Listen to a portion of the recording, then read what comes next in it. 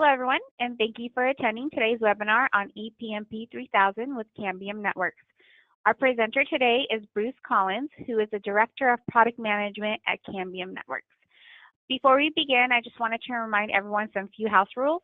Just please make sure to have yourself placed on mute, and if there are any questions at all during the presentation, go ahead and type them in the question box, and we'll address them afterwards. Also, keep in mind that I will have this webinar recorded, and we will distribute it afterwards. And we will also have it on our Strictwave YouTube channel. Thank you all for your time, and I will now have Bruce take it away. Okay, great. Thanks, and thanks everybody for joining today. As it was mentioned, there'll be plenty of time for question and answer at the end of the session. I expect the presentation will be about probably 20-25 minutes, and then we'll have plenty of time for questions. So please, as you're listening, think about what you'd like what I might have missed or what you'd like to hear more about. So I thought I'd start with just a real quick summary of ePMP 3000 and what we think are the key attributes, or what you should really sort of, if you remember nothing else about the presentation today, these are the kind of the key items. The first one is that ePMP 3000 is now shipping. We shipped the first product out at the end of December, and for those units that went by sea freight, those are now arriving in our channel and are available. So the feedback has been outstanding as they've started to be deployed, putting them up on towers, doing bench testing. So the feedback has been very strong and positive on the 3000. The technical differentiation on this product is it is using 11AC Wave 2, which is unique and a step ahead of where a lot of our competitors are at. And what 11AC Wave 2 really brings is three characteristics. It's 4x4 MU-MIMO. We'll talk a lot about that and what it means. Wider channels and higher modulation. And what all three of those things do and add up to is being able to deploy to subscribers in more dense environments with more capacity, with the same amount of frequency and spectrum. So really, you're taking those same channel sizes you've used with products in the past, and you're able to supply to internet access or data connectivity to more subscribers at a higher data rate. And this new platform based on 11AC Wave 2 is layered on top of the legacy and heritage of the ePMP product line, which brings scalability and interference tolerance through the use of things like uplink beam steering, dynamic filtering, and perhaps most importantly is this time domain synchronization. And we'll touch on that briefly as well, but that's very critical for scaling up these networks and putting more subscribers on a given sector by reducing self-interference. The next point is really, how does ePMP 3000 protect the investment you've already made, or as a WISP operator, what you've already made in your network? So the two key things are, one is that this ePMP 3000 access point is compatible, backwards compatible with 11N devices. It's also compatible with elevated devices. So if you've elevated part of your network by applying the ePMP Elevate software to Ubiquiti Networks subscriber modules, you can now interoperate and talk to those elevated devices from an 11AC Wave 2 platform. And no one offers that investment protection path anywhere close to what ePMP 3000 does. And then it's kind of a side benefit. While you don't get the 11AC Wave 2 functionality or capabilities when you talk backwards to an 11N, you do get additional performance benefits through the use of the four-way receive antenna and some of the new coding rates that are applied and turned on and enabled. So even those of you that are putting in an ePMP 3000 access point and talking only to 11N devices, you'll still see a benefit in performance. And then, last but not least, the total cost of ownership with an ePMP is stronger than a lot of the competition that's out there. We offer a 3-year standard warranty on all of the ePMP products. That's not just the ePMP 3000, but across the portfolio.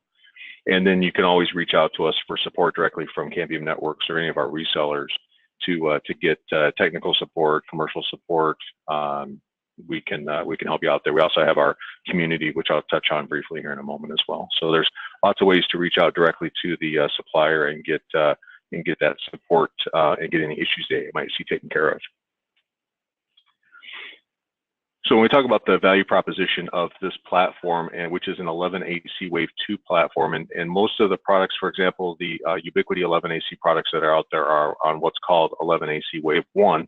Wave 2 brings several key benefits, which ultimately add up to about more than a 5 times improvement in capacity.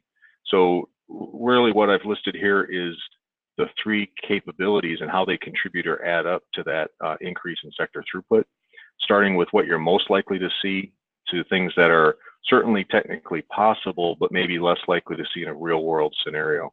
The first one, which is most likely and is the biggest step ahead with Wave 2, is this MU-MIMO capability. And it's the most likely to achieve based on just the way that the beam steering and the MU-MIMO functionality works. If you can find 2 subscriber modules to talk to simultaneously, the system will just automatically take advantage of that. And I've got an example I'll show you here, but that gives you 2 times the throughput in the same channel without having to change the modulation, without having to change the noise floor. You're just able to achieve that 2 times throughput by using the 4x4 MU-MIMO antenna with the ePMP 3000 access point. The next benefit you get is with higher modulation. The ePMP 3000 supports 256 QAM. So in those areas where you either have a shorter link or a link with a better noise floor, the system will automatically adapt up to that 256 QAM modulation. So you might say, oh, I only have 10% of my SMs that can achieve that higher modulation.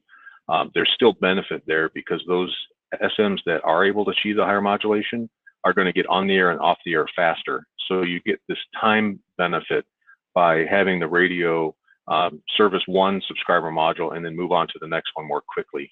So you have that benefit, even if it's only a small percentage of your devices that achieve the higher modulation, you still get that benefit. And then the last one is really doubling the channel size. We say this is least likely because this is really the ability to go up to an 80 megahertz channel. Most of our customers and most deployments in 5 gigahertz customers that we talk to are using either 40 megahertz channels or in some cases 20 megahertz channels. The platform with the ePMP 3000 is supporting up to 80 megahertz channels.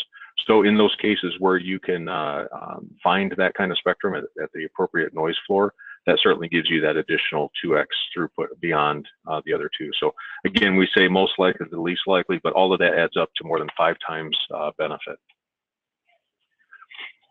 So in summary, the ePMP 3000 has all of those capabilities that come along with the new generation, the Wave 2 technology.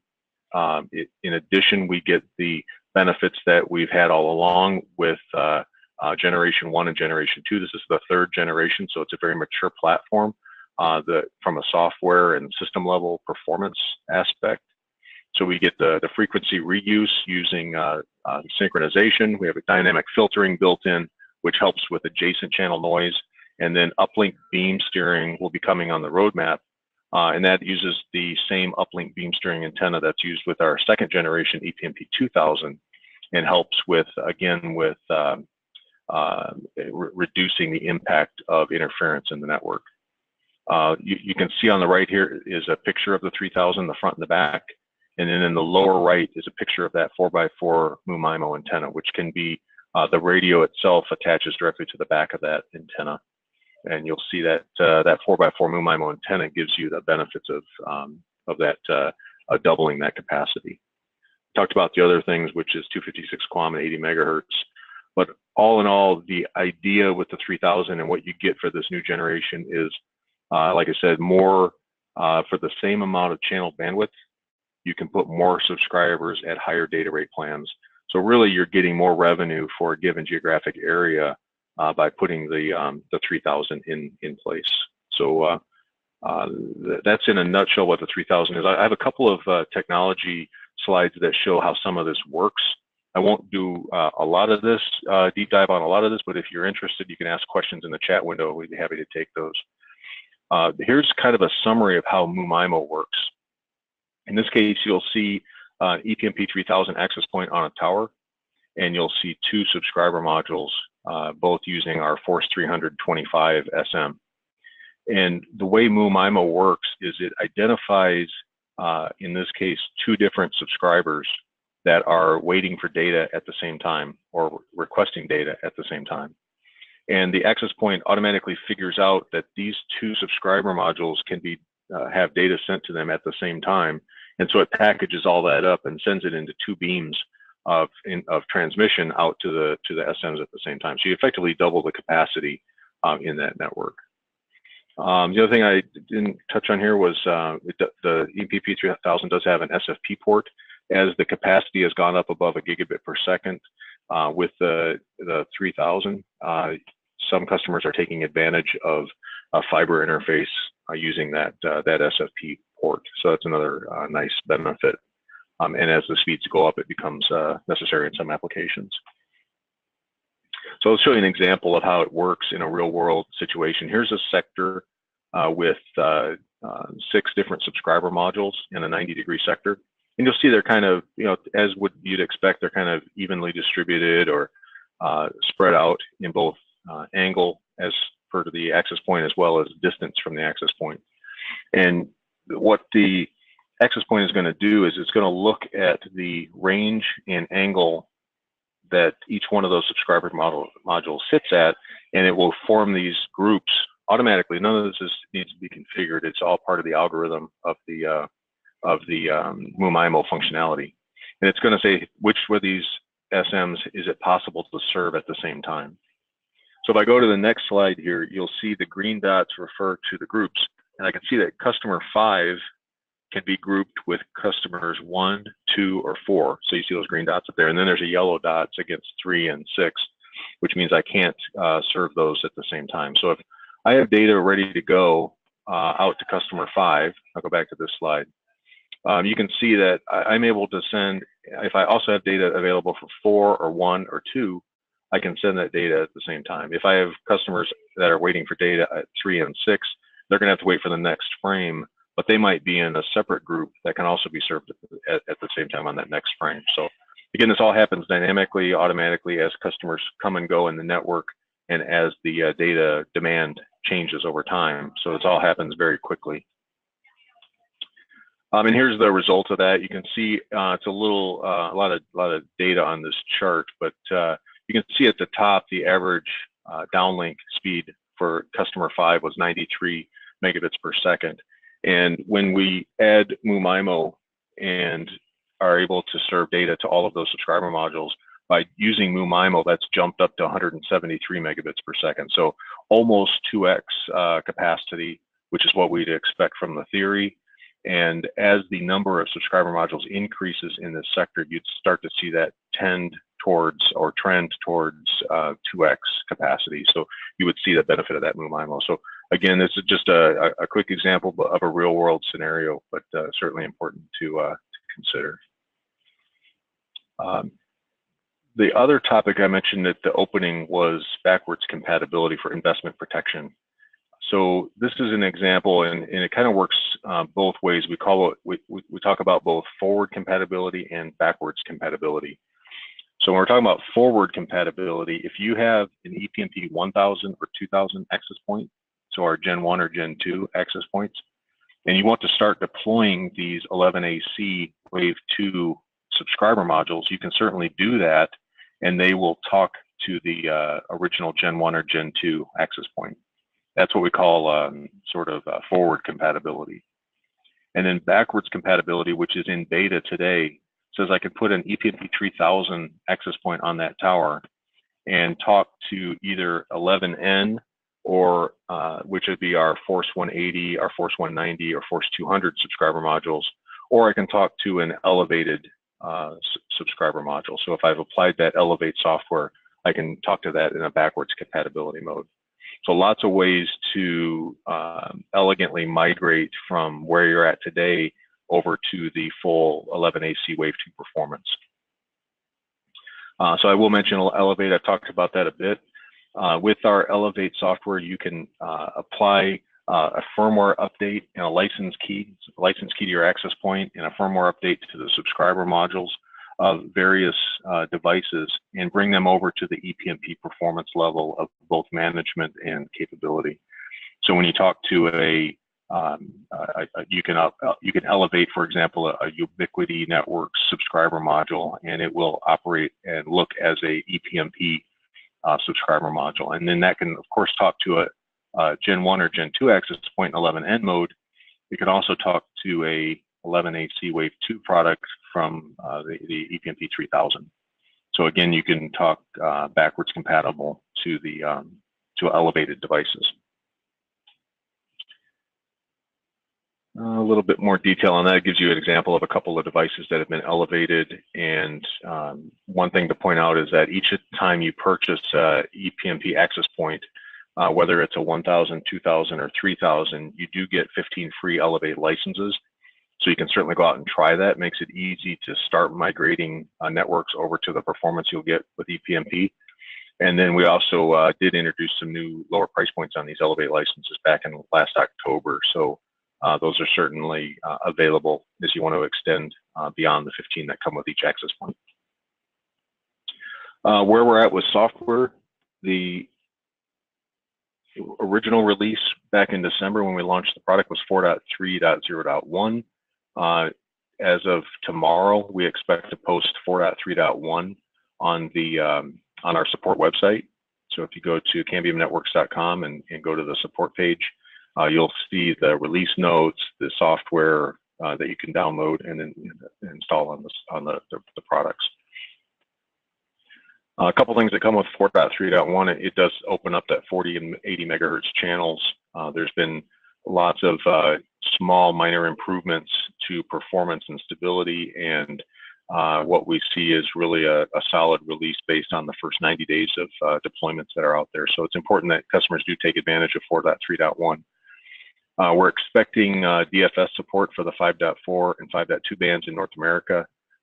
That may move into a dot release. We're still sort of day to day on getting that FCC grant finalized, but certainly that's coming. If it doesn't make the release that gets posted tomorrow, it will be it'll be coming shortly in the 4.3.2. On backwards compatibility, this is the release that will support backwards compatibility, but for the release that goes on the subscriber modules, that is still in beta. So that's a 3.5.x release that is available today in our open beta on the support website, and we will make that an official release at the end of March. So by the end of March, you'll be able to have the full, not only for complete 11AC Wave 2 based networks, but also that backwards compatibility for both 11N and Elevate devices. And then I won't go into detail in today's webinar, but there's a whole long list of features and capabilities coming down the pipeline. If you have questions about a particular one, you can put them in the chat window. We can talk about them. But you can see those are the funnel of features that's coming. If there's a feature that you see on here that you would really love to see sooner, I'd always like to hear about that. And if there's something missing, yeah, absolutely let us know. Given all of these acronyms and names and everything, I thought it's always good to kind of reset and summarize what the portfolio looks like as of today. So when we look at access points, there's really 3 generations that exist, and they're all shipping and available, and they serve different purposes as you decide what makes sense to deploy. So we have the ePMP 3000, which we talked about in a lot of detail today. We have the ePMP 2000, which is the 2x2 MIMO 11N based product. It's available both in a full capacity and a light capacity with 10 subscriber modules. And then we have the ePMP 1000, which is available in, what's unique about this one is it's available in a 2.4 and 2.5 gigahertz version, as well as a 5 gig. And that's also available in a full and a light. So if you're still interested or rolling out 2.4, that's always an option to continue to look at that one. For sector antennas, there's really a handful to look at. If I start at the left, that's the optional uplink beam steering antenna that's available today on the 2000 and will be on the roadmap for later this year to talk to an ePMP 3000. So that allows for uplink beam steering and helps reduce interference at the access point. Then you have the 4x4 MIMO sector antenna. That's the one that gives you the doubling of capacity. It's important to use that with the ePMP 3000. And then we have our 90-degree sector antenna for the 1000 and 2000. And for those of you that are using the 2.4 gigahertz, we offer that 2.4 gig sector as well. And on the subscribers, so when we talk about 11N subscribers, these 5 are available. We have our Force 180, Force 190, and Force 200, which are latest generation for 11N, for offering different levels of range and ease of deployment. So you've got that Force 180, which is an integrated panel with that horizontal orientation, which gives, again, some additional noise floor immunity. And then we have the 190 dish, which ships in a nice small shipping package and is easier to manage and deploy. And then you've got the Force 200, which gives you a little bit more gain. And then we also have that connectorized subscriber module at 5 gig and 2.4 gig, and in the 2.4 band and integrated. So again, quite a few different options in 11N. Similarly on 11AC, we have 2 subscriber modules available, the Force 325 and the Force 316. And then coming later this year, watch for some announcements coming in April. We'll have some new form factors. We'll have an IP67 weatherproof or weather sealed device for very rugged environments. And we'll have a new 11AC Wave 2 connectorized subscriber module. So watch for more details coming on those in the next, like I said, April 2nd, we'll have those will be officially announced on our website and through a webinar. So that is, you know, as I said, it'd be about 20 minutes. I think I hit it on the nose. The technical portion of the presentation and the product portion of the presentation, I always like to point out that our community.cambiumnetworks.com is a great resource for you to ask questions. If you have a roadmap idea, if you just want to share your experience with any of the ePMP products or any other product, if you want to ask a question, both our product line managers and development team and support teams are all on the forum or the community regularly, so you can post questions there. So it's a great resource that I encourage people to take advantage of. And I'll leave this up as a summary, as kind of what I went over at the beginning.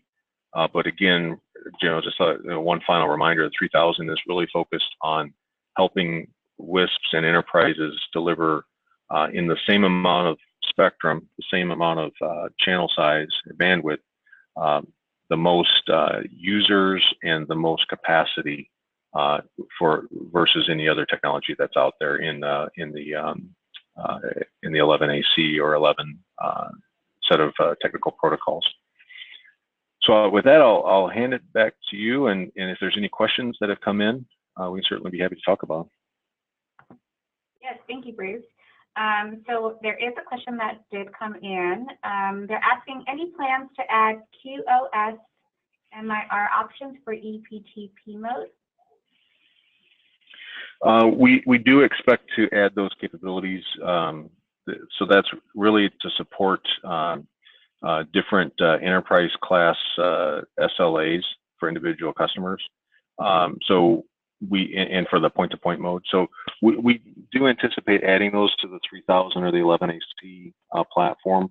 I don't have a specific date, but they are on our feature funnel for later this year.